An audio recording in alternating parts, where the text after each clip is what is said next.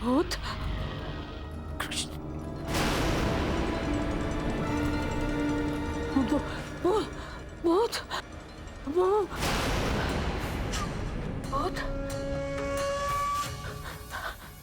भूत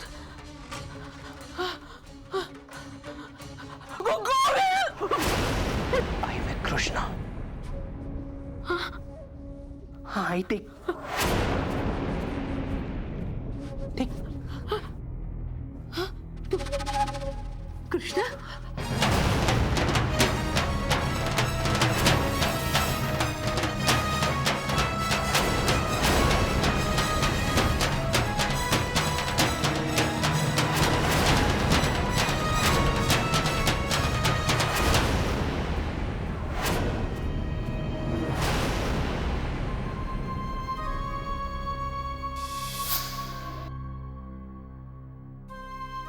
कैसी तू? मैं ठीक हूँ दादा, आप कैसे हो? नंदिनी कौन ले गया? कृष्णा ने मेरा बलात्कार किया था।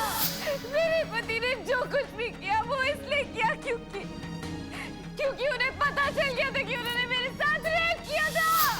मैं कभी सपने में भी नहीं सोच सकती थी कि मेरे कृष्णा दादा ऐसा कर सकते हैं। बेचारी नंदू, सबके सामने कृष्णा दादा उसे परेशान करते रहते थे, पर वो बेचारी हमारे घर की इज्जत की खातिर चुपचाप सब सहती रही। खैर, मैं करूंगी अब अपने भाई के पाप का प्रायश्चित। मैं लेकर आऊंगी प्रेम को सलाखों से बाहर। मैं लौटाऊंगी नंदू की जिंदगी में खुशियां। इस लड़ाई में नंदू अकेली नहीं है, मैं हूं उसके साथ हमेशा हमेशा। मेरा बेटा कृष्णा, तू जिंदा है बेटा? तू, मैं सपना तो नहीं देख रही ना? तू कृष्णा, तू ठीक तो है ना बेटा? हाँ? आई मैं बिल्कुल ठीक हूँ, बिल्कुल सही सलामत और तेरे सामने हूँ। जब तक तेरा आशीर्वाद मेरे साथ है मुझे कोई कुछ नहीं कर सकता। मौत भी मेरा कुछ नहीं बिगाड़ सकती आई। लेकिन वो लाश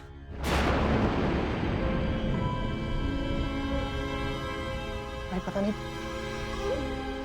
नंदिनी मेरे पीछे क्यों पड़ी हुई है, हाथ धोकर पीछे पड़ी हुई है।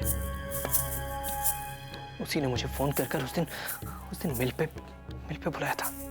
उसने मुझसे कहा था कि अगर मैं वहां नहीं आया तो वो मेरी जिंदगी बर्बाद कर देगी। भाई मुझे समझ में नहीं आता है कि उनसे चाहती क्या है, या मुझे फंसाना क्यों चाहती है। मैं नहीं जानता हूं। उसने ये सब किया है। उस नंदिनी ने तुझे वहां बुलाया था? धीरे बोल। हाँ आई, उस नंदिनी ने मुझे वहां बुलाया था और मैं भी वहां इसलिए गया था कि मैं उससे पूछूं कि आखिर वो मुझसे चाहती क्या है, किस बात की दुश्मनी निकाल रही है मुझसे। पता नहीं आई वो क्या चाहती थी। वो वहां अकेली नहीं आई, वो प्रेम के साथ आई थी। उन लोगों ने तो मुझे ऑलमोस्ट मार ही दिया था।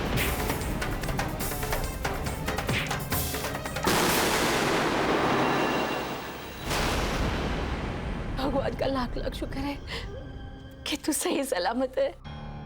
पर कसम कृष्णा, अपने आप को मरा हुआ तूने कैसे साबित किया? फिर वो लाश? भाई अगर जेब में पैसे हों तो कुछ भी नामुमकिन नहीं होता।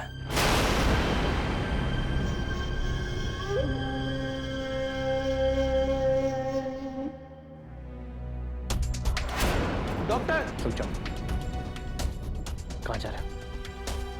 मेरी बात सुनो। अब आपने रोका क्यों मुझे? आपकी हालत खराब है। वो तो भगवान का शुक्र है कि इतना बड़ा ब्लास्ट होने के बाद भी आप बच गए। बेटा इतनी आसानी से नहीं मरूंगा, कईयों को मार के मरना है। और वैसे भी मैं बचा नहीं हूँ, मर गया। मैं कुछ समझा नहीं साहब। जितने पैसे तुझे जिंदगी बचाने के मिलते हैं उससे कई गुना ज्यादा पैसे मैं तुझे दूंगा अगर तूने मुझे दुनिया के सामने मरा हुआ साबित कर दिया तो। पैसे में बहुत ताकत होती है बेटा।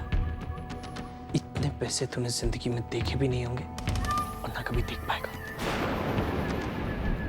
जिंदगी भर नाक रगड़ता रहेगा लेकिन फिर भी इतने पैसे नहीं कमा पाएगा। साहब, पर ये बात गलती से भी ना किसी को मालूम नहीं होना चाहिए। इसकी चिंता मत कर, तेरा नाम किसी को नहीं पता चलेगा। अब सब कुछ मुझ पर छोड़ दीजिए, आपका काम हो जाएगा।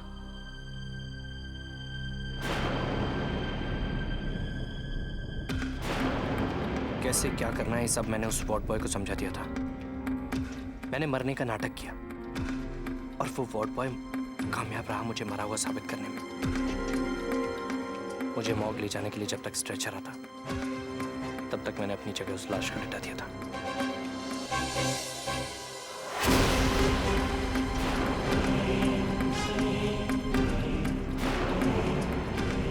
भगवान का लाख लाख शुक्र है तू बच गया बेटा। ये सब ना उस कल मुई नंदिनी की वजह से हुआ है। जी करता है कि जकर उसका गला दबा दो। आई तू फिक्र क्यों करती? तू देख रही है ना कि वो लोग भुगत रहे हैं अपने की एक ही सजा। हाँ, वो और उसका प्रेम, उन दोनों को भुगतना पड़ेगा। उससे दुश्मनी मोल लेने की सजा उन्हें भुगतनी पड़ेगी। ताकि उन्हें भी तो पता चले कि दुख, दर्द और तकलीफ कैसी होती है।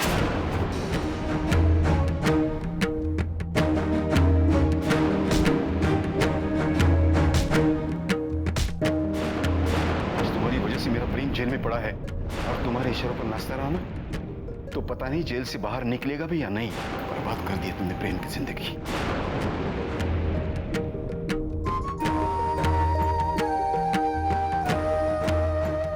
नंदू,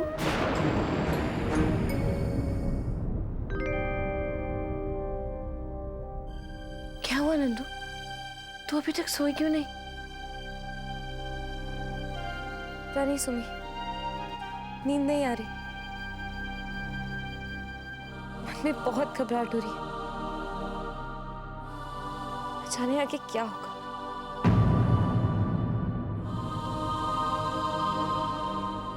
उठ।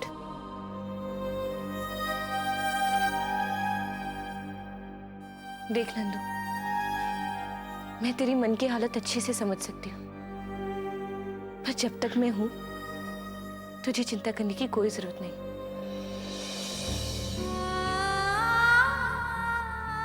इसी आस पे तो जी रही हूं मैं। मुझे तुझ पर पूरा भरोसा है कि चाहे कैसे भी कुछ भी करके तू प्रेम को जरूर छुड़वा लेगी। इतना भरोसा है तो फिर ये बेचैनी और घबराहट क्यों?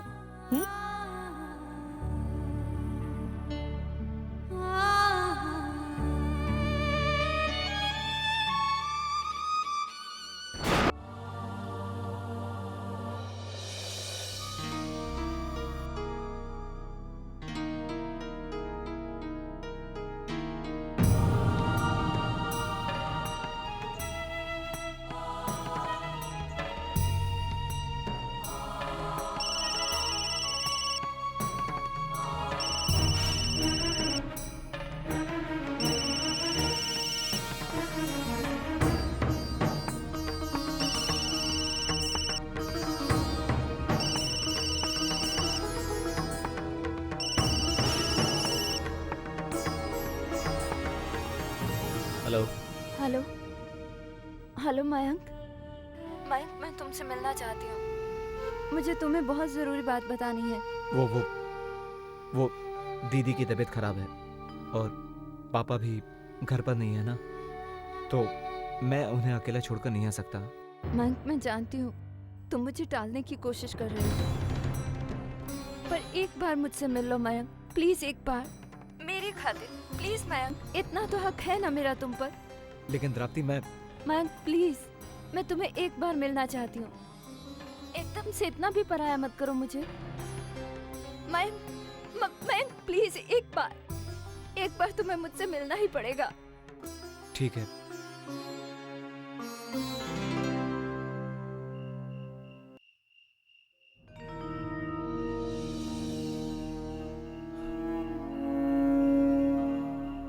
बोलो, क्यों बुलाया मुझे? मयंक, वो मैं। एक मिनट, अगर तुमने मुझे यहाँ पर हमारी शादी के बारे में बात करने यहाँ बुलाया है तो मैं पहले ही क्लियर कर दूँ, उसके बारे में बात करके कोई फायदा नहीं होने वाला। एक बार तुम मेरी बात तो सुन लो, उसके बाद जो तुम्हें ठीक लगे तुम वो करना। क्या हुआ प्राप्ति, तुम रो क्यों रही हो?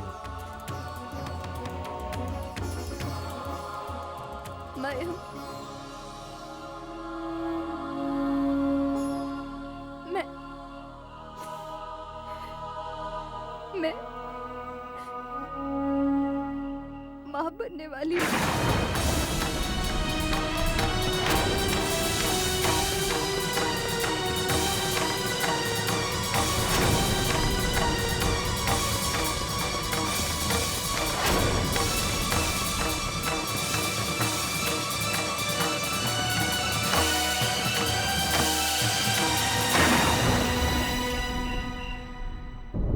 रिश्ते तोड़ना शायद आसान होता मयंक, अगर वो दो लोगों के बीच होते, लेकिन अगर उन दो लोगों के बीच कोई तीसरा आ जाए तो क्या तब भी तुम वही कहोगे जो तुमने अभी कहा था?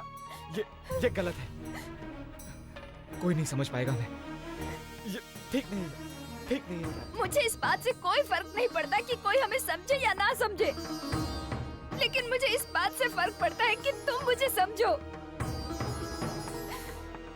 तुम इसे समझो। और मुझे नहीं लगता कि ये गलत है। हमने प्यार किया था मयंक, हमारी शादी होने वाली थी, पति पत्नी बनने वाले थे हम। हाँ प्राप्ति, हमारी शादी होने वाली थी, लेकिन अब हमारे परिवार के बीच जो दूरी है उसे पार करना बहुत मुश्किल है। प्यार में बहुत ताकत होती है मयंक, हम दोनों मिलकर सारे फासले मिटा देंगे। हाँ, हम दोनों सारे फासले मिटा देंगे मयंक। कहने, करने और होने में बहुत फर्क होता है प्राप्ति। तो मैं अबॉर्शन करवा लूं, और कोई रास्ता नहीं है हमारे।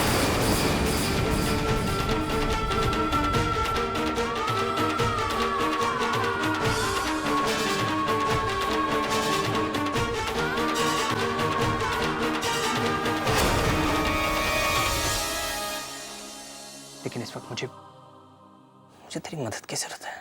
मैं हर हाल में तेरे साथ हूँ बेटा। मेरे लिए तेरे आशीर्वाद से बढ़कर कुछ नहीं आई। तेरे कृष्णा में उतनी ताकत है कि वो किसी भी ताकतवर इंसान से लड़ने के लिए तैयार है। मुझ पे भरोसा रखाई, मैं तुझे ये लड़ाई जीत कर दिखाऊंगा। लेकिन मुझे ये लड़ाई जीतने के लिए कुछ पैसों की जरूरत है आई। वो क्या ना, मैं इस वक्त किसी और पे भरोसा नहीं कर सकता हूँ। मैं सोनाक्षी को फोन भी नहीं कर सकता। मुझे किसी और पर कोई भरोसा नहीं है। लेकिन इस वक्त मेरे पास पैसे नहीं है।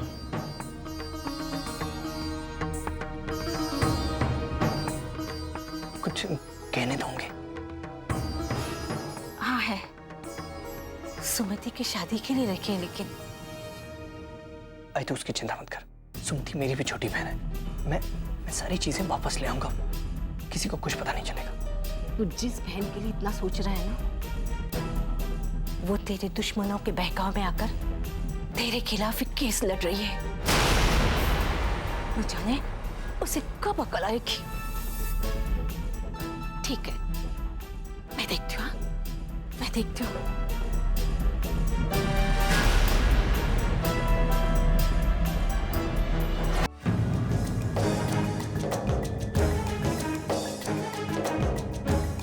कृष्णा, उस अलमारी में तो कुछ नहीं है, लेकिन मैंने वो गहने सुमति के कमरे में उसकी अलमारी में रखे, और इस वक्त मेरा वहां जाना ठीक नहीं होगा। आई मैं क्या करूंगा? मैं अपने आप को बेगुनाह कैसे साबित करूंगा? I know. अब तो कहेगी कि मैं कितनी अच्छी हूँ वगैरह वगैरह, पर अब फिलहाल इमोशन होने का वक्त नहीं। अब हमें मिलकर प्रेम के लिए लड़ाई लड़नी है।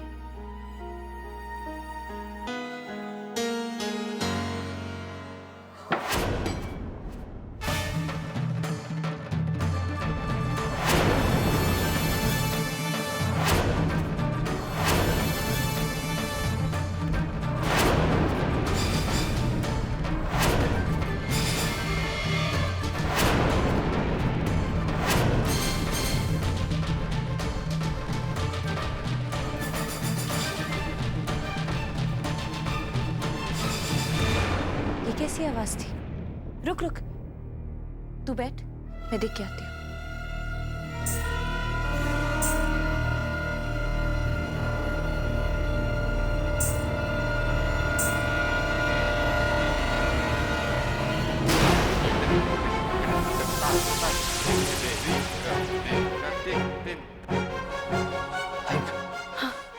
इससे पहले कि मुझे कोई देख ले, मैं यहाँ से निकलता हूँ। हाँ, जा जा, निकल जा। लेकिन कहाँ से जाऊँ? कोई वो सामने वाले दरवाजे से जा, मैं कड़ी लगा दूंगी, मैं संभालूंगी, तू जा ना, निकल जा।